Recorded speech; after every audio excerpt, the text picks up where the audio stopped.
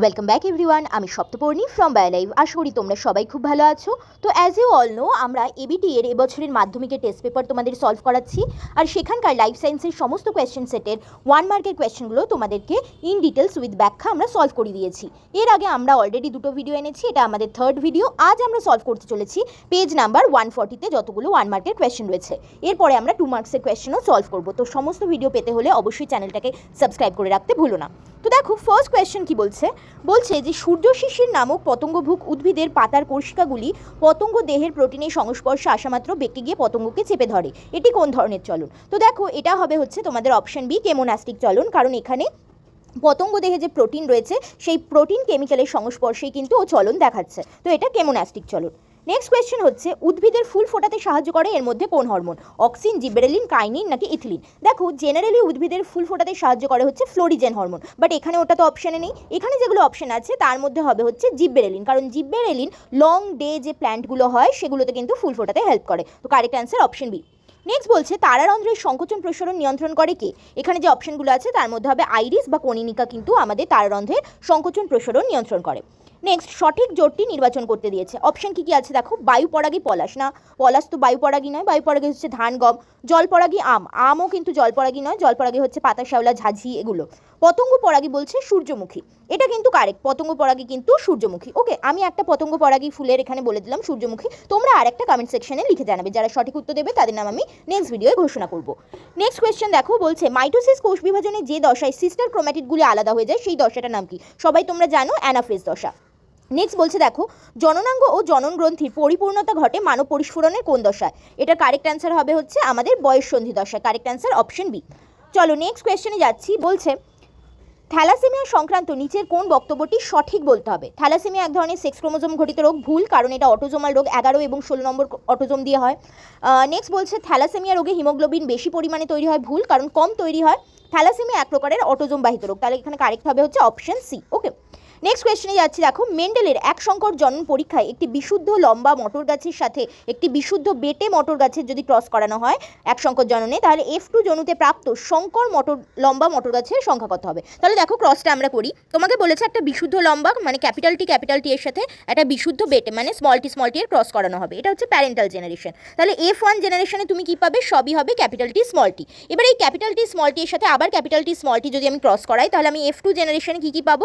F2 জেনারেশনে আমরা পাবো হচ্ছে, দেখো আমি ক্রসটা করে দেখাচ্ছি, ক্যাপিটাল টি স্মল টি, এই দুটো গ্যামেট এলো, আরেকটাতে আসবে ক্যাপিটাল টি স্মল টি, তার মানে capital T capital T, capital T small T, capital T small T, small T small T. তাহলে বুঝতেই পারছো চারটের মধ্যে দুটো হবে হচ্ছে আমাদের শঙ্কর লম্বা, তার মানে 50% আমরা F2 জেনারেশনে কিন্তু শঙ্কর লম্বা উদ্ভিদ পাবো। সো তাহলে এখানে কারেক্ট অ্যান্সার কোনটা হবে? এখানে কারেক্ট অ্যান্সার হবে আমাদের অপশন বি, 50%। ওকে, চলো নেক্সট বলছে দেখো, মানুষের ক্ষেত্রে নিম্নলিখিত ক্রোমোজোম বিন্যাসগুলির মধ্যে কোনটি একজন স্বাভাবিক পুরুষের হবে? পুরুষের টোটাল 46টা ক্রোমোজোম থাকবে, তার মধ্যে 44টা অটোজোম, একটা এক্স ক্রোমোজোম, একটা Y chromosome. So correct answer হবে তাহলে option C, 44A + XY। Okay, got it. চলো নেক্সট কোয়েশ্চেনে যাচ্ছি।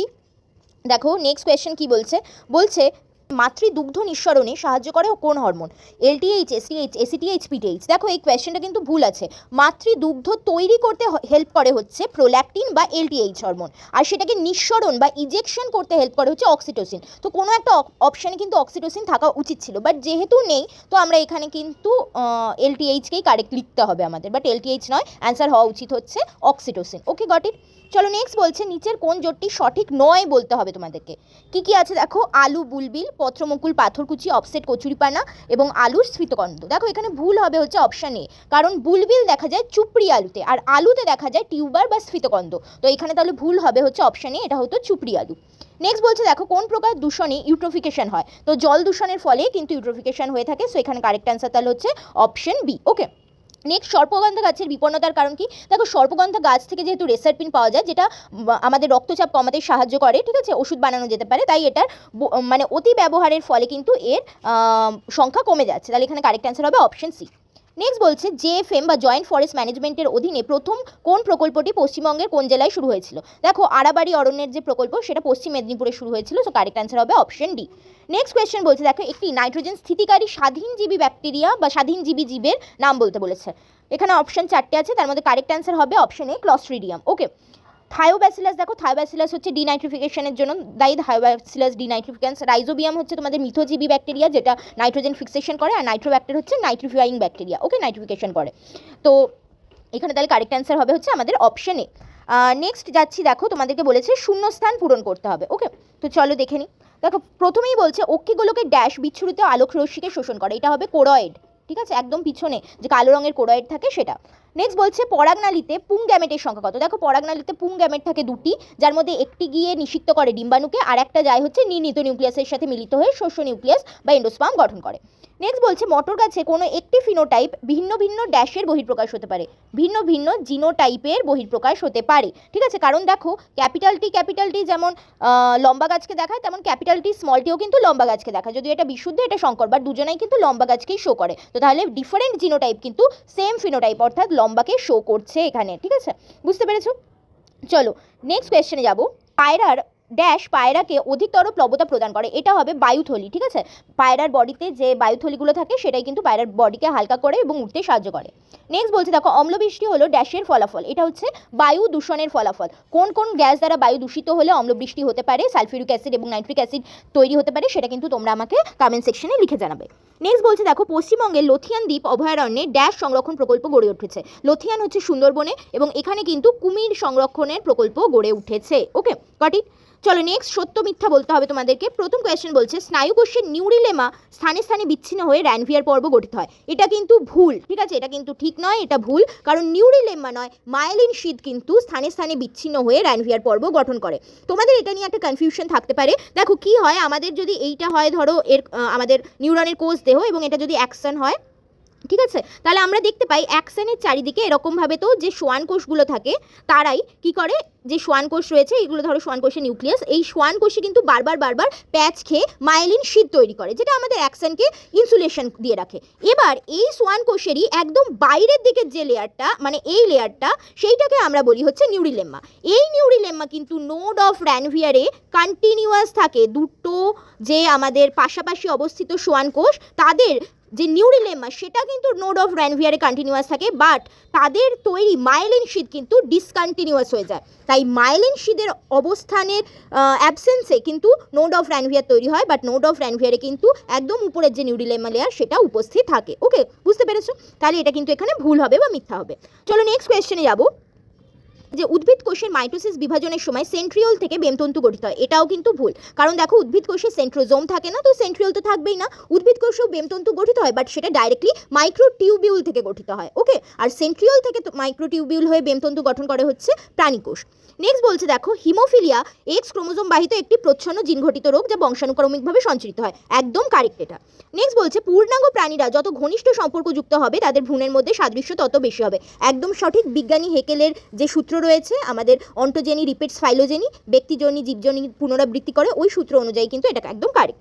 নেক্সট বলছে দেখো ওরাংউটাং হলো পূর্ব হিমালয় হটস্পটের একটি বিপন্ন প্রাণী, না এটা ভুল, এটা হচ্ছে সুন্দারল্যান্ড হটস্পটের বিপন্ন প্রাণী। নেক্সট বলছে ডেল্টয়েড পেশি হাতকে দেহ অক্ষের নিকটবর্তী হতে সাহায্য করে, মানে ওরা বলতে চাইছে অ্যাডাকশন করতে হেল্প করে, কিন্তু এটা ভুল। ডেল্টয়েড হচ্ছে একটা অ্যাবডাক্টর পেশি যেটা হাতকে দেহ অক্ষের থেকে দূরে নিয়ে যায়, ঠিক আছে, আর অ্যাডাক্টর পেশি হচ্ছে আমাদের ল্যাটিসিমাস ডরসিস, ও এটা কিন্তু মিথ্যা, ওকে। নেক্সট বলছে দেখো স্তম্ভ মেলাতে হবে তোমাদেরকে, চলো দেখি স্তম্ভে কি কি আছে। দেখো প্রথমেই বলছে লোকাস, লোকাসের সাথে কি হবে এখানে, লোকাস কোথায় দেখা যায়, ক্রোমোজোমে। ক্যারিওকাইনেসিস মানে কি অপত্য নিউক্লিয়াসের গঠন। গ্রাফটিংয়ের সাথে হবে হচ্ছে স্টক অ্যান্ড শিয়ন। ফড়িং এবং পাখির ডানা, এদের দুজনের কাজ একই, দুজনের কাজই হচ্ছে ওরা, কিন্তু দুজনা গঠনগতভাবে আলাদা। কারণ পাখির ডানাতে তোমরা বোনস দেখতে পাবে, তার উপরে পালক দেখতে পাবে, বাট ফড়িংয়ের ডানা হচ্ছে কাইটিন দিয়ে তৈরি, তো এটার কিন্তু উৎপত্তি আলাদা কিন্তু কাজ এক, সো এটা সমবৃত্তীয় অঙ্গ, ওকে। গাড়ির ধোঁয়ায় লেড পাওয়া যায় প্রচুর পরিমাণে। ইতর পরাগযোগের ফলে নতুন বৈশিষ্ট্যের উদ্ভব হয়, তাহলে এখানে ক্যাডমিয়াম কারুর সাথে কিন্তু গেল না, ওকে। নেক্সট বলছে দেখো একটি শব্দে বা বাক্যে উত্তর দিতে হবে। প্রথম কোয়েশ্চেন বলছে এর মধ্যে বিসদৃশ্য কোনটা বলতে হবে, টিএসএইচ, এফএসএইচ, এলএইচ, আইসিএসএইচ। দেখো এখানে বিসদৃশ্য হবে টিএসএইচ, কারণ বাকি সবকটাই হচ্ছে গোনাডোট্রফিন হরমোন, যার মধ্যে এফএসএইচ, এলএইচ মেয়েদের শরীরে দেখা যায় আর আইসিএইচ ছেলেদের শরীরে দেখা যায়, তাহলে এখানে আলাদা হবে হচ্ছে থাইরয়েড স্টিমুলেটিং হরমোন বা টিএসএইচ। নেক্সট বলছে মেন্ডেলের এক সংকর জনন পরীক্ষায় প্রাপ্ত দ্বিতীয় অপত্য জনুর ফিনোটাইপিক অনুপাত কত? এটা হবে হচ্ছে 1:2:1, তোমরা সবাই এটা জানো। নেক্সট কোয়েশ্চেনে যাচ্ছি, দেখো সম্পর্কযুক্ত জোর বসাতে হবে। আম যদি পিঁপড়ে হয় তাহলে পাখির দ্বারা কি হবে? দেখো আম হচ্ছে একটা পতঙ্গ পরাগী পলিনেশন দেখায় এরা, তো পিঁপড়ে একটা পতঙ্গ, তো তার মাধ্যমে হতে পারে, বাট পাখির মাধ্যমে তাহলে কোন গাছের পরাগযোগ ঘটবে? এটাতে তোমরা পলাশ লিখতে পারো, মাদার লিখতে পারো, শিমুল লিখতে পারো, যে কোনো একটা তোমরা এখানে লিখতে পারো। ওকে, নেক্সট বলছে দেখো শঙ্কর লম্বা মটর গাছের জিনোটাইপ কি? আমরা সবাই জানি এটা হবে হচ্ছে ক্যাপিটাল টি স্মল টি। ঠিক আছে, এটা কি হবে? শঙ্কর লম্বা মটর গাছের জিনোটাইপ হচ্ছে ক্যাপিটাল টি স্মল টি। নেক্সট কোয়েশ্চেনে যাচ্ছি, দ্বিসংকর জননের পরীক্ষায় প্রাপ্ত, ঠিক আছে, সর্বাধিক ফিনোটাইপ অনুপাত কত ধরনের জিনোটাইপকে নির্দেশ করে? দেখো দ্বিসংকর জননের যে আমাদের ফিনোটাইপিক অনুপাত আছে সেটা কত? 9:3:3:1। ঠিক আছে, এটা হচ্ছে ফিনোটাইপিক অনুপাত। আর জিনোটাইপিক অনুপাত কি ছিল? 1:2:2:4:1:1:2:1 এই ছিল জিনোটাইপিক অনুপাত। এর মধ্যে প্রথম চারটেকে যদি যোগ করো, 2 আর 1 3, আর 2 4 5, 5 আর 4 9, এই 4 রকমের ফিনোটাইপ কিন্তু, এই 4 রকমের জিনোটাইপ, এই 4 রকমের জিনোটাইপ কিন্তু এই এক রকমের ফিনোটাইপকে নির্দেশ করে। কি ফিনোটাইপ এটা? এটা হচ্ছে হলুদ গোলাকার বীজযুক্ত উদ্ভিদ, ঠিক আছে, বা বীজযুক্ত মটর গাছ। তাহলে বুঝতেই পারছো সবচেয়ে বেশি ফিনোটাইপ হচ্ছে হলুদ গোলাকার, যেটা 9 জনের মধ্যে দেখা যাচ্ছে, 16 জনের মধ্যে, এবং এটাই কিন্তু ম্যাক্সিমাম সংখ্যক জিনোটাইপ দিয়ে তৈরি। কতগুলো জিনোটাইপ? 1 2 3 4, 4 রকমের জিনোটাইপ দিয়ে তৈরি। তাহলে এখানে সঠিক উত্তর হবে হচ্ছে 4। কত ধরনের জিনোটাইপ দিয়ে তৈরি? 4 রকমের। ওকে, চলো নেক্সট কোয়েশ্চেনে যাবো। চলো নেক্সট কোয়েশ্চেন বলছে দেখো অপসারী বিবর্তনের উদাহরণ দাও। দেখো অপসারী বিবর্তন বলতে আমরা কিন্তু সমসমস্ত অঙ্গের কথাই বুঝি। তো সমসমস্ত অঙ্গের উদাহরণ কি হবে? ধরো মানুষের হাত, তিমির ফ্লিপার, এগুলো হবে হচ্ছে আমাদের সমসমস্ত অঙ্গের উদাহরণ, যেটা অপসারী বিবর্তনের ফলেই উদ্ভূত হয়েছে। নেক্সট কোয়েশ্চেন বলছে দেখো নিচের 4টি বিষয়ের মধ্যে 3টি একটি বিষয়ের অন্তর্গত, সেই বিষয়টা খুঁজে বার করতে হবে। কি কি অপশন আছে? করবেট, জলদাপাড়া, জাতীয় উদ্যান এবং কানহা। দেখো বাকি 3টেই হচ্ছে ন্যাশনাল পার্কের নাম, তো এখানে কারেক্ট অ্যান্সার তাহলে হবে জাতীয় উদ্যান। নেক্সট কোয়েশ্চেন বলছে দেখো পৃথিবীতে জীববৈচিত্র্যের কারণ কি? দেখো জীববৈচিত্র্য হতে পারে 3টে কারণের জন্য। এক তো হচ্ছে জিনগত বৈচিত্র্য, নেক্সট হচ্ছে প্রজাতিগত বৈচিত্র্য, এবং থার্ড হচ্ছে বাস্তুতান্ত্রিক বৈচিত্র্য। ঠিক আছে, তো এই 3টে কারণ, যেই 3টে বৈচিত্র্যের জন্য কিন্তু পৃথিবীতে জীববৈচিত্র্যের সৃষ্টি হয়, তো এই 3টে কিন্তু তোমাদেরকে লিখতে হবে। ওকে, বুঝতে পেরেছো? তাহলে এই ছিল আমাদের পেজ নাম্বার 140, সমস্ত 1 মার্কের কোয়েশ্চেন তোমাদের করিয়ে দিলাম। ভিডিও ভালো লাগলে অবশ্যই লাইক করতে ভুলো না, বন্ধুদের মধ্যে শেয়ার করে দিও, এবং অবশ্যই চ্যানেলটাকে সাবস্ক্রাইব করে রেখো for more such videos. Thanks for watching and happy learning.